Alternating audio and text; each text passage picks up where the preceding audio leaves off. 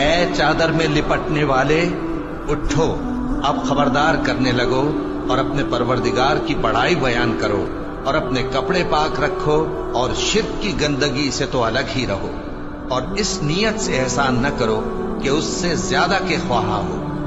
اور اپنے پروردگار کی خاطر صبر کرتے رہو، پھر جب سور پھونکا جائے گا تو وہ دن مشکل کا دن ہوگا، یعنی کافروں پر آسان نہ ہوگا۔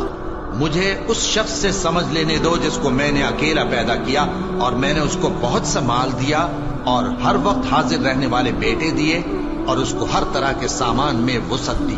پھر بھی لالچ رکھتا ہے کہ میں اسے اور زیادہ دوں۔ ایسا ہرگز نہیں ہوگا، یہ ہماری آیتوں کا بڑا مخالف رہا ہے۔ میں اسے ایک بڑی چڑھائی چڑھاؤں گا، اس نے غور و فکر کیا اور ایک بات ٹھہرا لی، یہ مارا جائے، اس نے کیسی تجویز کی، پھر یہ مارا جائے، اس نے یہ کیسی تجویز کی، پھر اس نے نگاہ کی، پھر تیوری چڑھائی اور منہ بگاڑا، پھر پیٹ پھیر کر چلا اور تکبر کیا،